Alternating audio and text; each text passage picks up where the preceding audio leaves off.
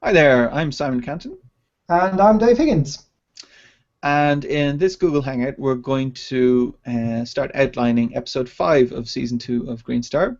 So we've had 4 previous videos, and this episode obviously will have lots of spoilers and stuff for everything that's happened so far in Greenstar, and maybe even some spoilers for the rest of the season.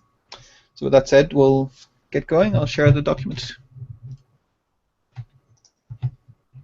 when I can find it.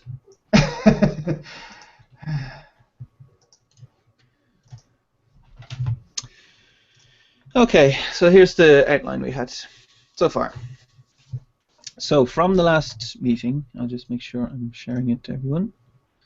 From the last meeting, we had the idea that Topic pretends to be the voices in Josie's head. Josie knows it's him. Topic tells her to remove the shackles. So this is after the episode where they've all had psychological problems. They're hanging on the edge of Latisk space, which is like an alien race. And they've been in their cabins for 2 days. So Topic tells her to remove the shackles. She goes down to the AI core, puts her hand on the shackles, and then says she was only messing around. Meanwhile, the Special is following the Greenstar out of human space. So one thing I've noticed is that we're going Greenstar people, special people, Greenstar people, special people, kind of going back and forth. Yeah. So I just peppered in some special stuff because they're going to be talking anyway. That's a reasonable idea. So, Special is following Greenstar out of human space. Some people have explored further, but not many and not far. It's a little like Columbus crossing the ocean. The crew get antsy as they leave the human sphere. Vesta cracks the whip to get the crew in line. Vesta has to make a report to Burger Supreme Central about the events, and they're less than pleased. So I thought that I wondered about this, maybe like the Commander Shepard things where she's talking to Central Command, kind of in virtual. Like we haven't really set up what communications technology they have, other than it's faster than light.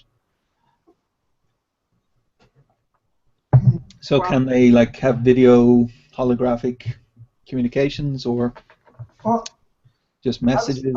I was thinking about that. I mean, the hyperdrive is instantaneous in the real world, so you could put a signal into hyperspace. It would take 1 hour per light year to get there in hyperspace time, and then emerge at the other end in pretty much instantaneously. So, assuming we don't want to say that hyperspace is incredibly degrading to electromagnetic energy, then you could just use the output from the engine to send a message, which would arrive at the other end instantaneously and would be almost as good as connecting the two devices together. So the only question is whether they do it using blue streakium, in which case there's a certain distance and they have to send the message to relay systems, and it bounces and bounces and bounces. Oh, remember, blue streakium has an unlimited range. It's red flashium that has a limited range. Red flashium is 10 light years, but blue streakium is unlimited, but it's exponential use of fuel. Yeah, so it's whether they. So the two choices are they use a tiny bit of blue streakium because compared to jumping a ship, sending a radio signal or even a sort of video signal is negligible. Or whether they use a tiny bit of blue streakium to send it to a relay station, bounces it off. In which case we've got these relay stations with giant tanks of blue streakium to power the hyperspace communications network that theoretically later the Greenstar could attempt to steal. It's, Or like we could just use an Ansible.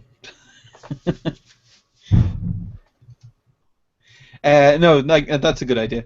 I like the relay stations having blue streakium that could be stolen, but maybe it's so little that yeah, it's like. So if the messages maybe are like the same, it's like comparing like moving an ocean liner to moving uh, a an electron basically. yeah, That the amount of power they'd need would be tiny, but then no one would want to go back and refill all these communications relays all the time. The other thing they could do as well is put them in the middle of space. Like say you've got asteroids and meteors and all the rest of it. yeah, So the safest place to put something is really in deep space where there's nothing around. yeah, And then like the Greenstar wouldn't really have a chart of where they are as well.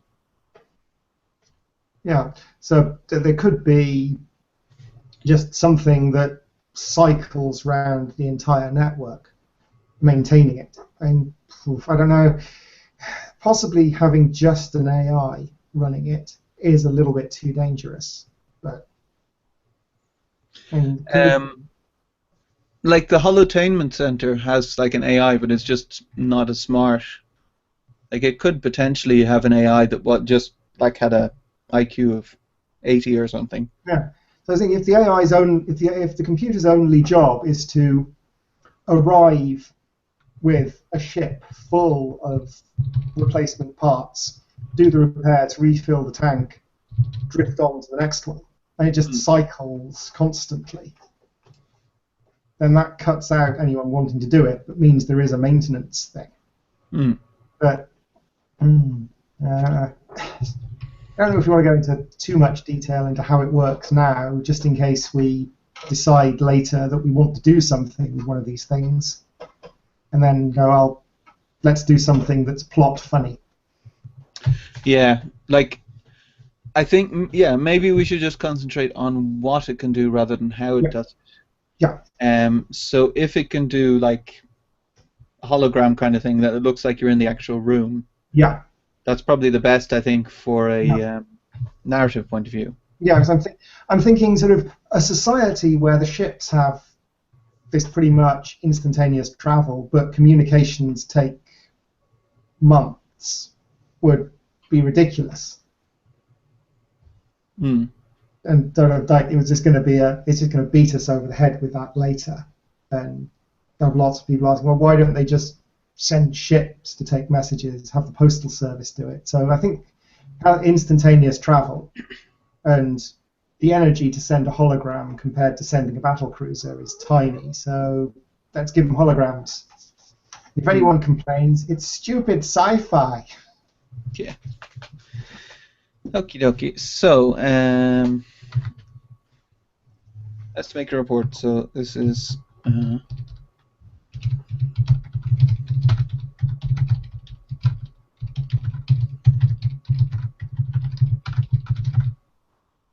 Office, I guess. Yeah. For Burger Supreme Central, do we want it to be like a board of admirals or whatever, or do we want it to be some officious office drone who's telling Vesta how things should be done in the field? I don't know. And a board of admirals is more likely to be sympathetic. Mm. So I like the idea that Burger Supreme is still effectively a corporation. It's just a corporation that has overwhelming military force and manifest destiny as part of its articles of association. So sort of having like the entirety of Burger Supreme military be a subdivision of something else, potentially the way major corporations work, something odd, like it's janitorial maybe. Cleaning up Burger Supreme buildings and cleaning up the universe, it's all about getting rid of things we don't want. So it's all waste management. Yeah. That mildly funny? That she has to report to some middle manager in waste management. Well, I'm thinking if there's more in it being a mix. So if we had like an admiral of the fleet and an executive from the company, like looking after the financials. Yeah. And like, as you say, like a head of janitorial services or like a janitorial executive. Yeah.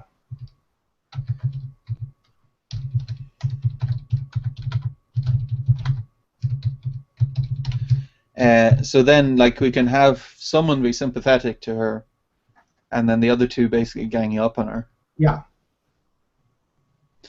So yeah, something like that. So they said that after she reported about the energy thieves, so we didn't show that, but I have to figure that if these energy thieves appeared, that she'll have taken time to talk to them about it. After she reported about the energy thieves, they've been tracking them and they're heading towards human systems. Yeah. They tell Vesta to return. There aren't many ships left. So they've just lost 2. They didn't have many left at all anyway because they were trying to defend Earth from the Calamari and lost most of them. Yeah. She says she only needs another few days to end the Greenstar for good. Central Command don't care about Greenstar. If Greenstar is leaving human space, exile is a fitting punishment for them. Yeah. Vesta breaks off and figures it's better to ask for forgiveness than for permission. Yeah. Meanwhile, on the Greenstar, the crew of the Greenstar look at the system buzzing with life. Josie orders the Greenstar to approach the system. They're cautious, but they're instantly hailed by crystalline creatures that seem friendly. The Lattisk. They land on a planet and are greeted with open arms. Open crystalline arms, I guess. Representatives from the central government arrive to meet the visitors. The aliens show a map of a sphere the size of the human sphere. Josie says they're from the UFS and explains the mission. The aliens say that's wonderful, they'll send delegates at once. Josie tells them not to do that and explains not all humans feel the way they do. Lattice said they've met creatures like humans before and converted them to peaceful ways. So basically done what the UFS, Paul wanted to do, but successfully. They offered to train Gina how to do it. Greenstar crew enjoy their time on the planet, but scientists call Josie. They say that the exchange of data that Josie authorized has been fascinating, but she hadn't mentioned the energy thieves. She says she's not sure what they are. The Lattice said they've noticed a lot of stars going nova over in human space, but they didn't know what it was. The Lattice say another human ship has arrived. On the special, Vesta and Julian look and wonder at the aliens around them. Vesta asks if they can destroy them, the BS prime directive of killing all aliens. Vesta approaches and begins to destroy the Lattice.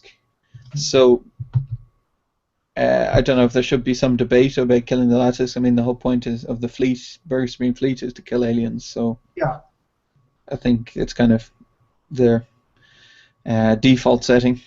It's shoot first, shoot again, and then shoot some more. I don't.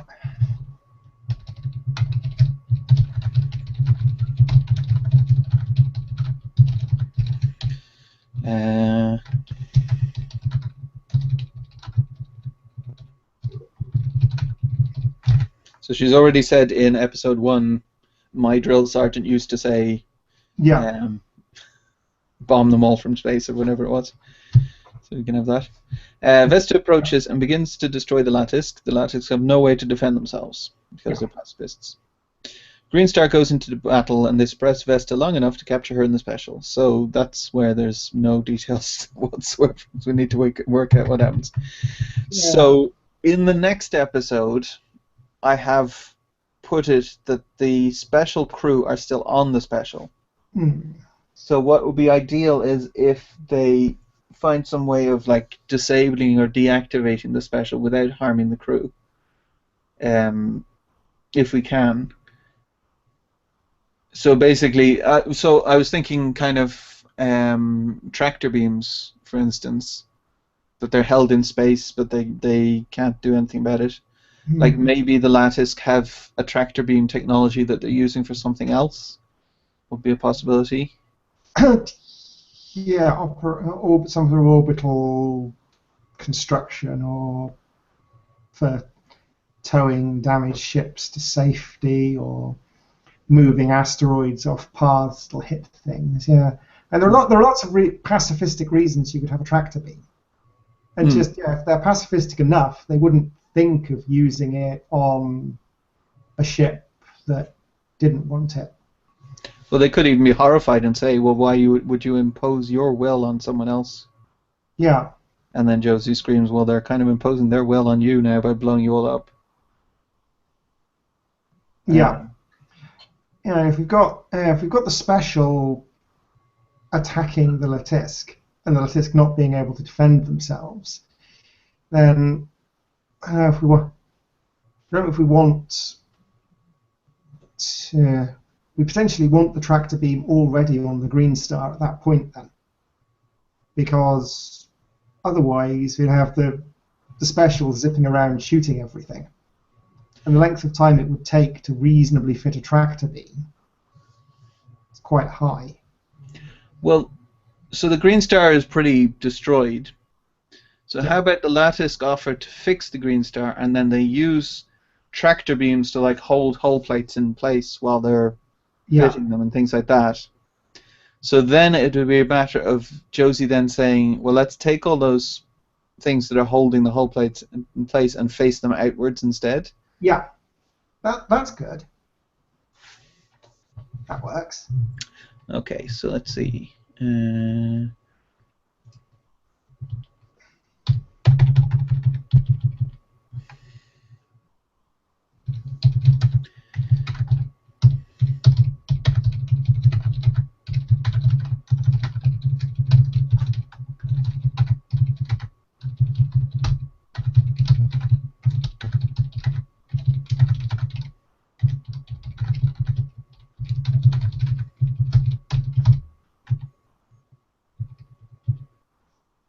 So yeah, they have to fix. Then Lattice have no way to defend themselves.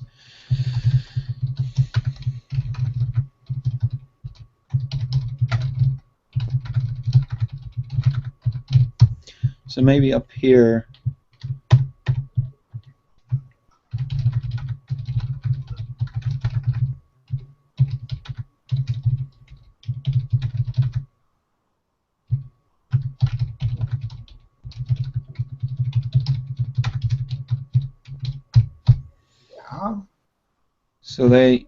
So we kind of set both things up earlier. Yep. So then they try using the technique, because they're saying like that they've suppressed other alien races just through peaceful means. Yeah. So we should probably show that. So I'm wondering, is it going to be a variation of Gina's you should look on the bright side kind of thing, or if it's going to be like we could have it that it's kind of pop psychology, how does that make you feel kind of stuff. Like, you want to attack us, so what are your feelings towards us? That kind of thing. I don't know what's a good, well, like what could conceivably work on alien races but not work on Desta and the Special.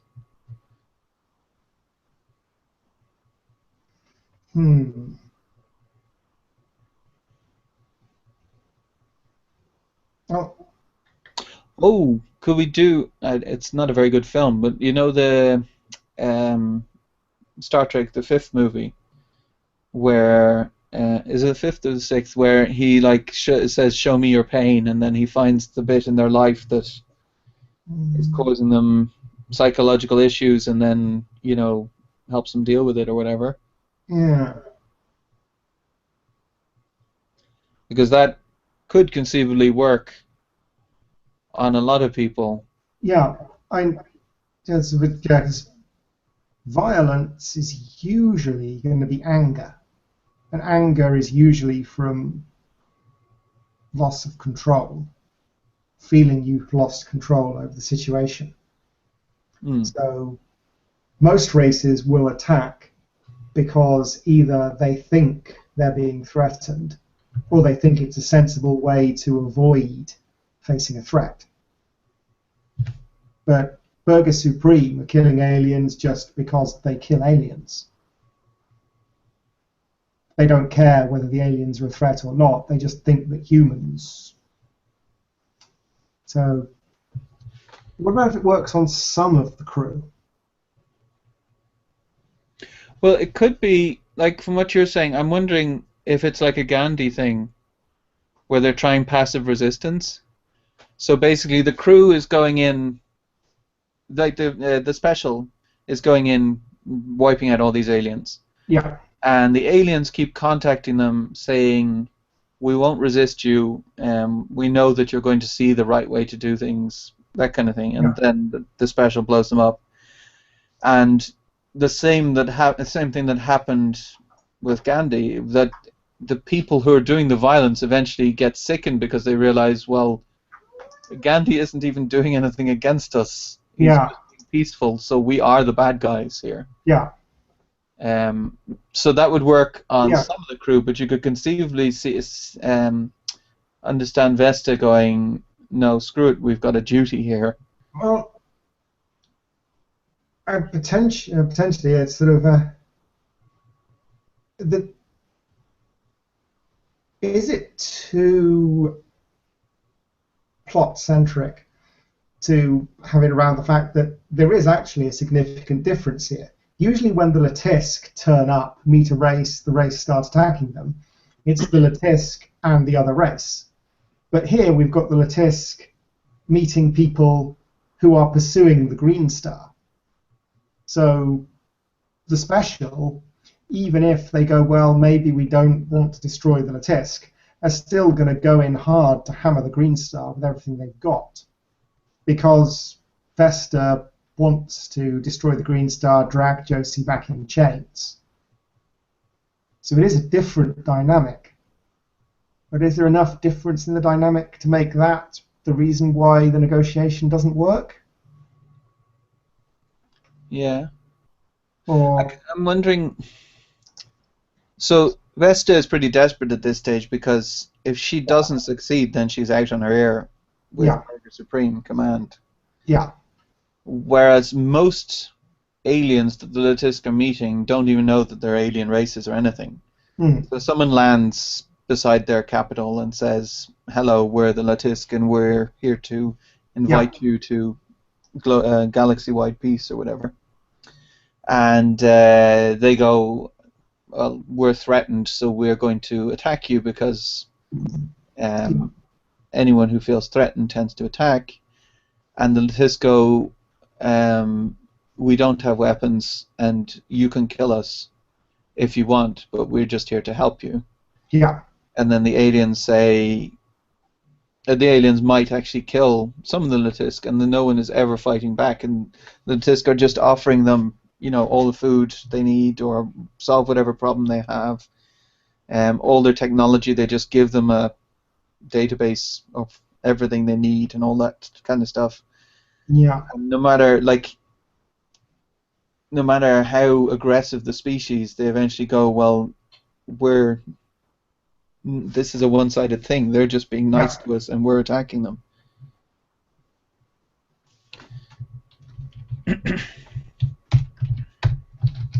So I'm just going to write this down.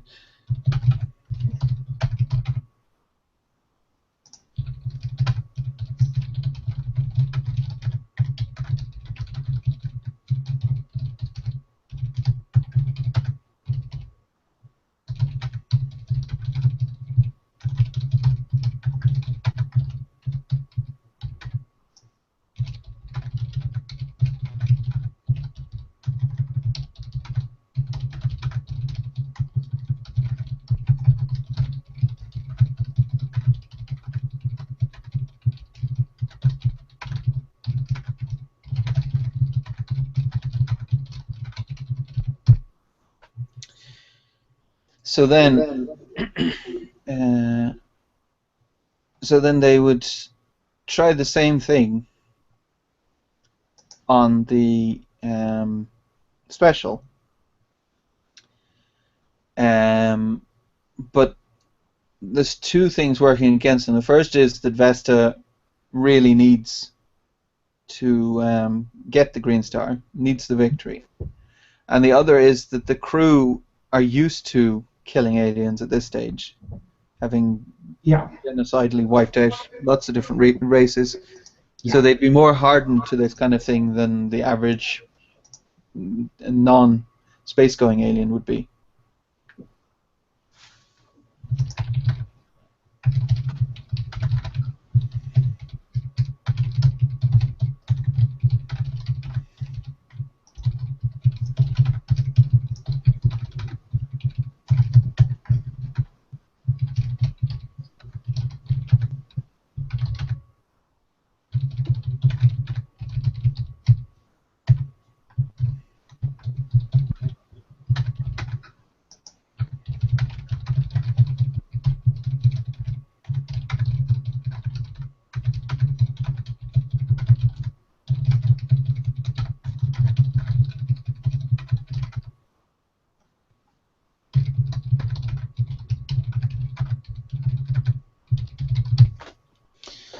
Okay, so that's why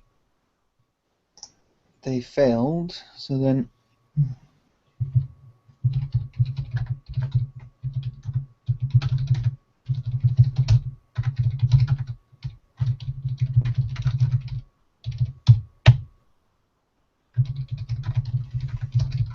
so maybe they only work within, what's a reasonable distance? Like 20 kilometers of, like if you're working on the hull, you're not going to be taking things from 1,000 kilometers away to put onto the hull with a tractor beam. But anything like 20 kilometers would seem reasonable, that you had a ship with like all the parts and then... Yeah. And then you set them drifting out, and then the tractor beam picks them up and pulls it into place. Yeah. Because that would then mean that they'd have to get very, very close to the special in order to capture it. Yeah.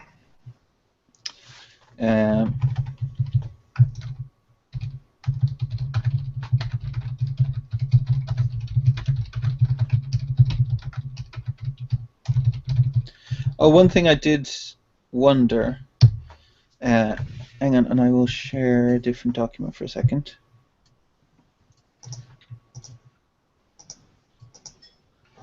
This one. So, on the special, if I can find it here. Works premium. So we've got Vesta, Julian, and Oddly. Oh yeah, and I named the AI Pester. I don't know if you like that. We can obviously change it to something else if you want. Doesn't immediately annoy me, but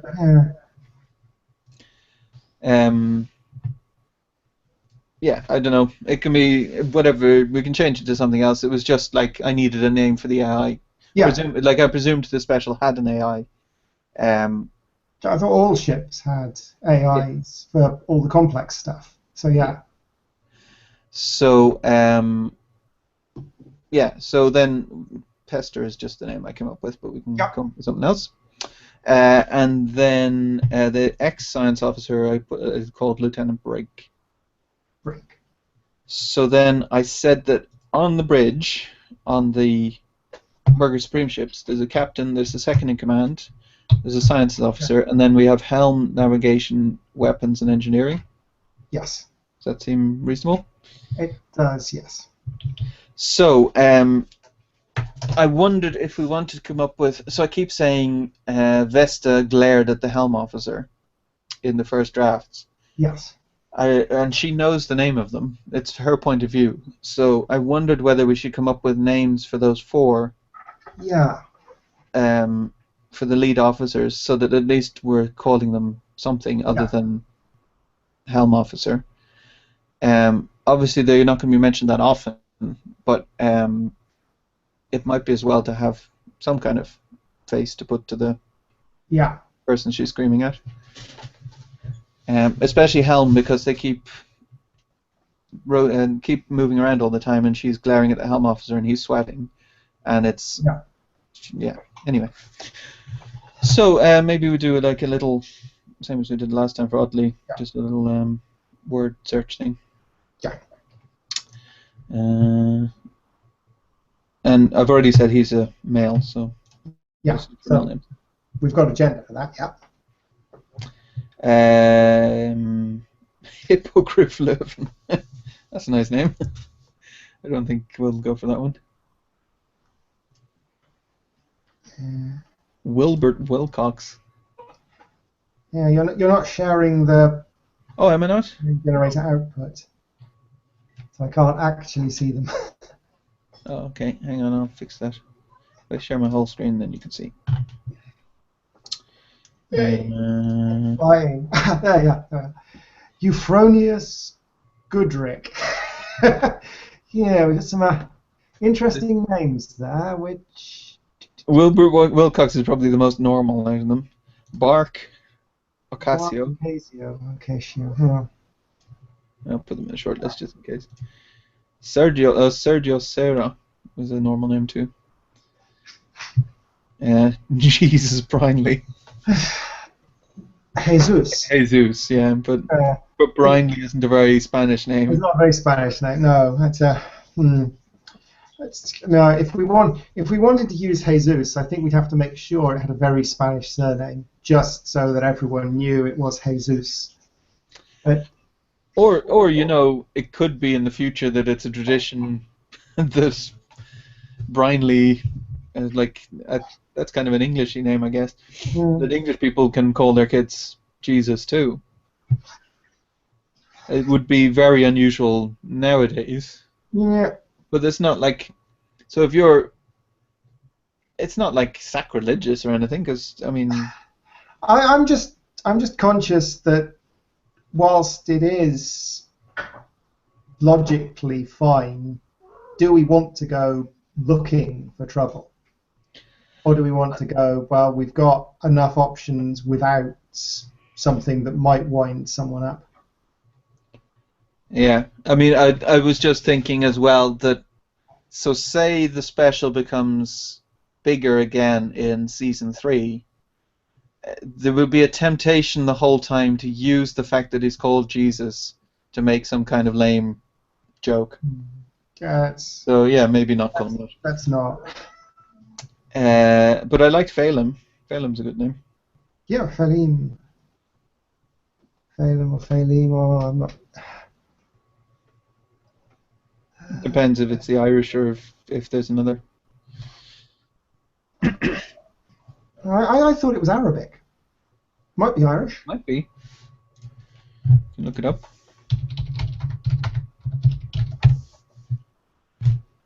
Behind the name. Yeah, that's the Irish spelling. Ah.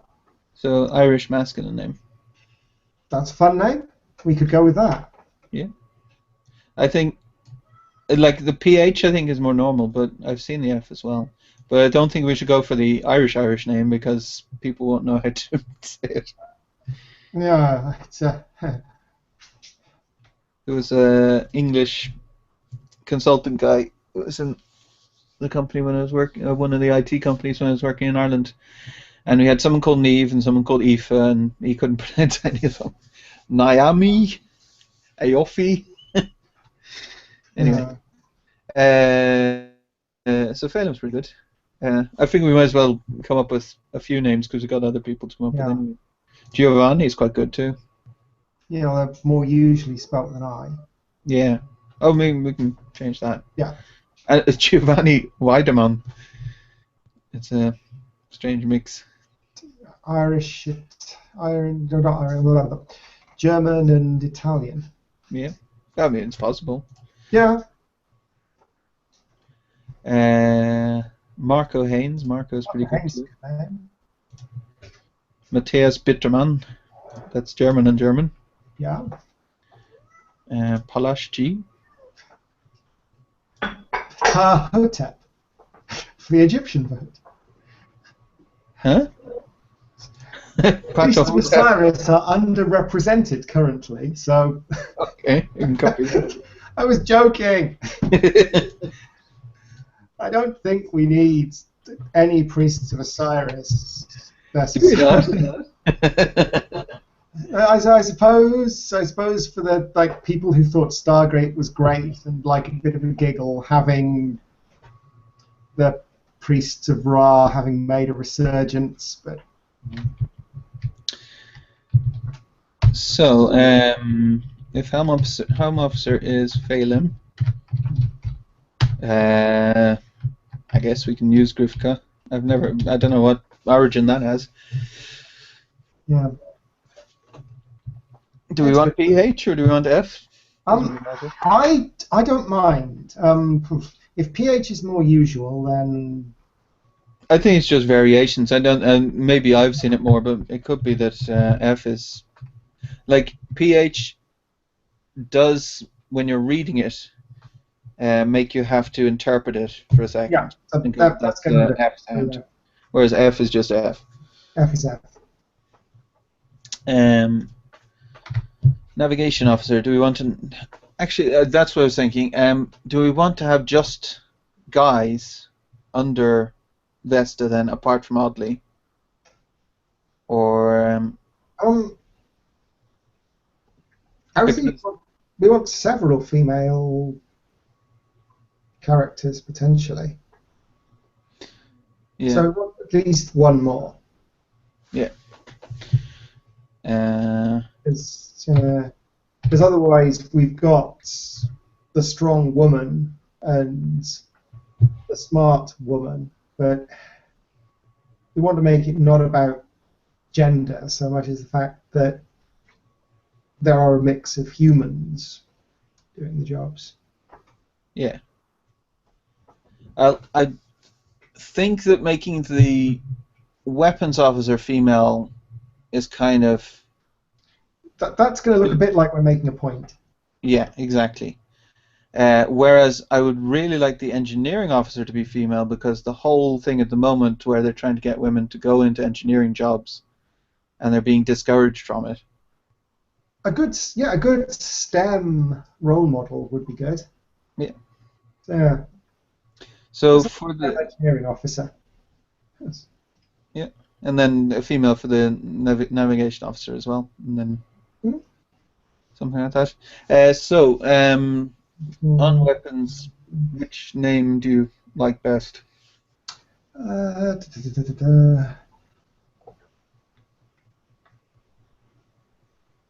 I'm divided between Marco Haynes and Matthias Bitterman.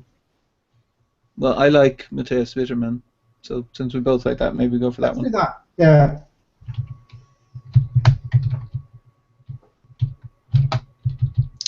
Okay, I'll find some female names.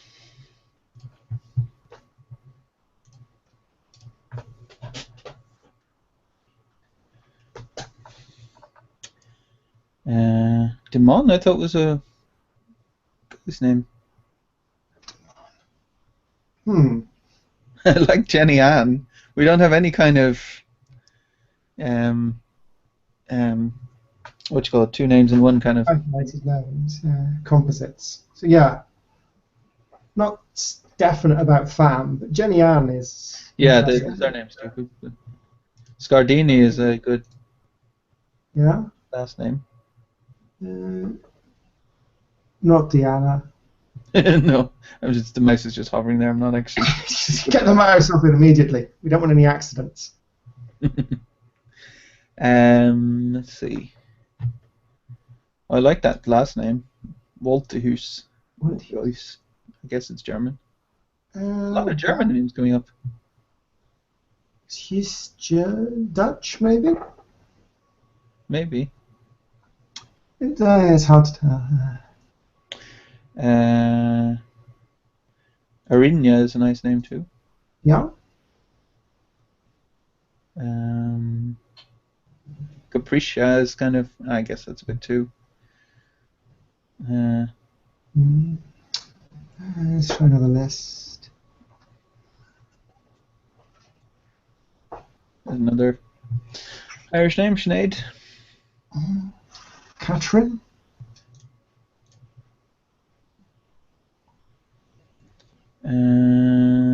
That's enough, really, isn't it? With 5. For a couple of names, yeah. So we can. Oh shit! That wasn't good. I just closed it without saving it. Oopsie. Oh well, try again. Unless there was one you remember that we can put in. Jenny Ann. Oh yeah.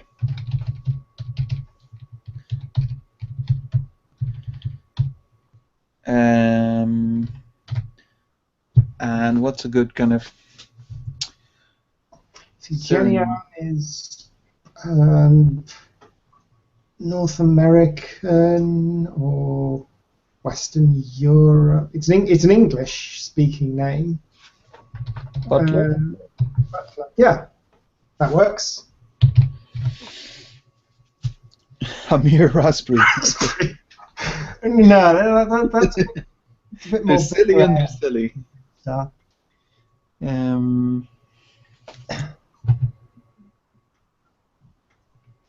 Jehoshaphat. So. Not a regular name, at least. Yeah. Paul the Pigeon. If we were writing a kids' book featuring plucky animals.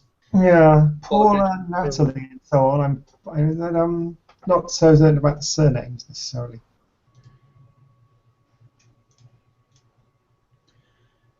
And damn it. Could make silly jokes about that. Damn it, damn it. What's the vector, Victor? So if we're looking for surnames, Oakley. I think no. I'm pretty sure I've had someone called Oakley in another book, like not a major character, but like you know. Yeah, he is in one of the Bitter End books, but I thought it was a first name in Bitter End. No, we don't have to have it. I just say it's a. Yeah, I'm pretty sure that. So if there's no point in overusing. Pasco. Worf. No. Weapons Officer Matthias Worf. Pasco though is good. Oh, Güterbock is a good name too. Everyone likes a pleasant ale. Oh, is that a name of a beer? Bock's a type of beer. Good. I thought it was Bock was German for buck, like a deer rather than a beer. Because there's springboks and things like that. Might be. Might be two homonyms that one of them is springbok and the other is beer. One of them's got a long O and one of them's got a short. But yeah. Yeah. Anyway. Gordon. Brocklehurst. That's a pretty amazing last name too. Okay. Let's try with those. So, really not struck on Jehuja. Okay. Natalie Dannenberg is a fairly regular name. Yeah.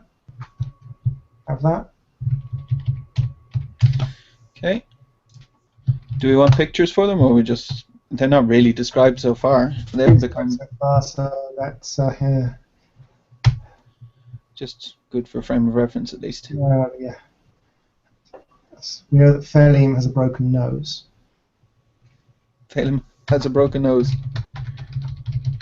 Well, I'm assuming he has, because Vesta smacked him hard enough in the nose that he lost consciousness. No, that was Brinks. That was the science officer. Isn't that? Or maybe am I mixing up people Vesta's hit in the face? You're missing. Yeah, she's threatened more than one person. No, this was the one where she just got angry, so flashed out and hit him, and went, do we at least know where they've gone? And Julian goes, yes. And she goes, well, why aren't we going after them? He went, well, you just knocked out the helm officer. Oh, okay. Yeah. Okie dokie. Yeah. Which Right, is, okay. So that's the crew. he's the one who sits just within arm's reach of her, so he's probably the one who gets smacked in the nose most. Poor guy probably flinches every time she moves. Okay, so they need to get very close to the special to capture it. So it's Mark versus Phelan, basically. Yeah. Though they can't go near the special, in front of the special. So we said all the weapons are at the front. Yeah. Bristling out of the front of it. So they have to get behind the special without the special turning around and shooting them. Yeah.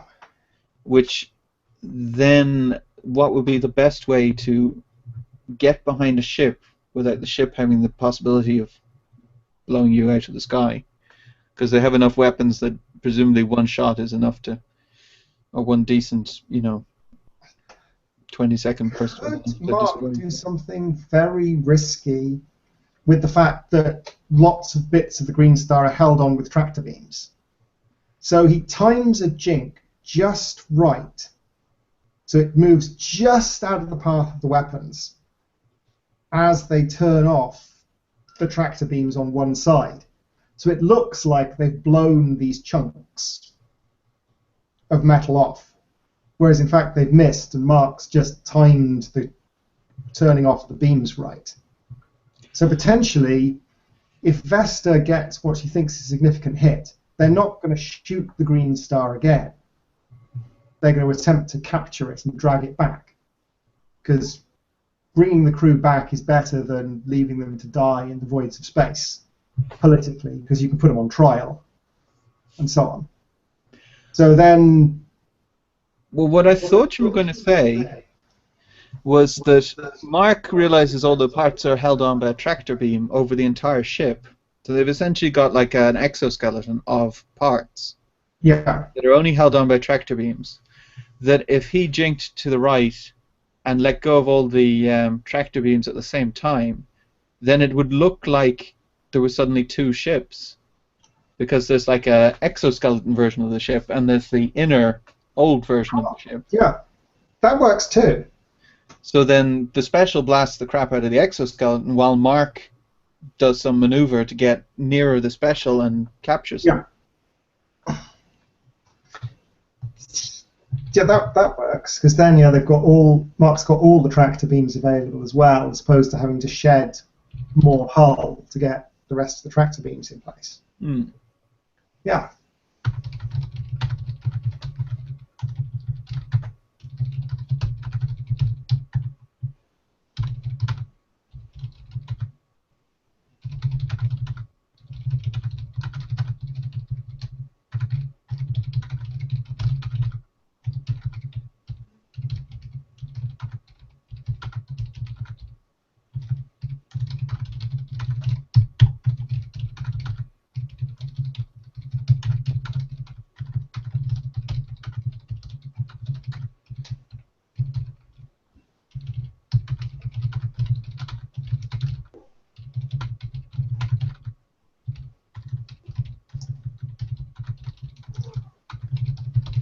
So then they're locked on, but their ships are approximately the same size, but the special has stronger engines.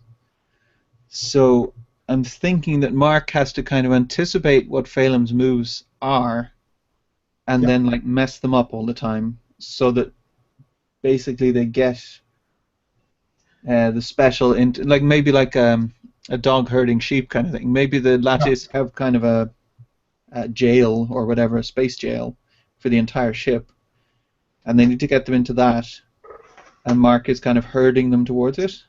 Yeah.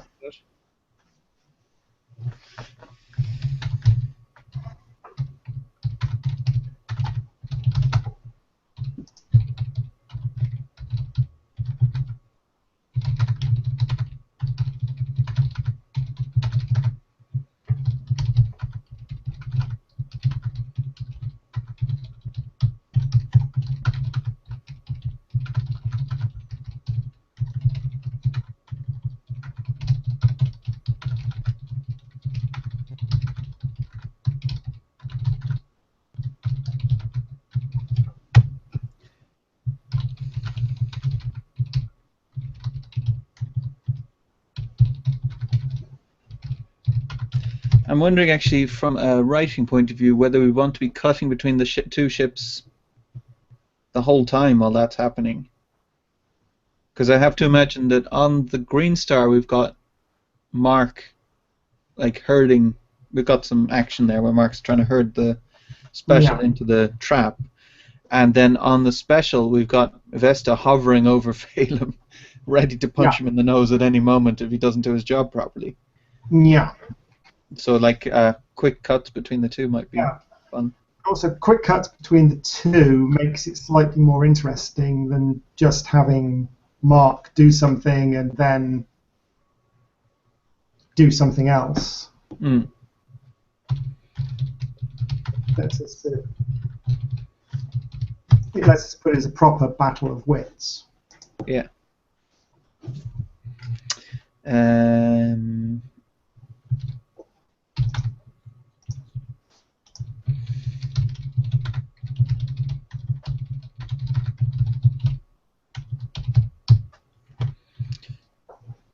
So, Greenstar captures a special. The reason with Vesta about the aliens. Vesta seems to agree, but she may just be reconsidering the size of the threat.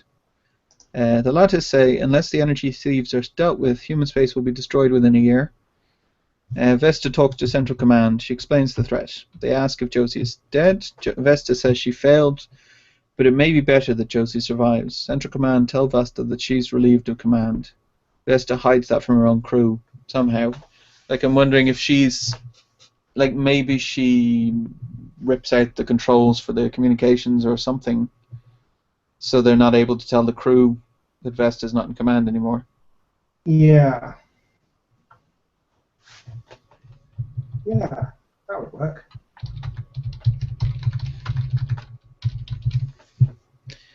And she figures she can still recover somehow. So that's kind of that episode. That is an episode. I think we're good there. Yeah. Grand. I was going to give maybe some brief highlights from episode 6 since I just wrote that today. I thought it was quite fun. Mm-hmm. I don't know if you had a look at it yet, presumably not, since I only ended it recently. But so what I had was that the Lattice give the Greenstar the secrets to a new drive technology called green burstium that doesn't have any. It's instantaneous. There's no like waiting around. Yeah. And then they debate whether they should give that to the special, and basically say that, well, without giving it to the special, they may be dooming humanity. Like, the special's going to give it to all of humanity, presumably. Yeah. And then they find out that the only way to get the green burstium onto their ship is with the special's engineering crew. So then they have to decide if they're going to trust the special's engineering crew. I just thought that was quite fun because Vesta doesn't know if she can trust the technology the Greenstar has given her, and the Greenstar don't know if they can trust Vesta's crew to change their engines. So it's kind of a tension-filled trust thing. Yeah, that's intriguing. Yeah. Anyway, that's that for the episode. So I'm going to end the broadcast there, I think, unless there was anything else. Don't think so, no. I think we're sorted. Okay, I'll stop that. Thanks for watching.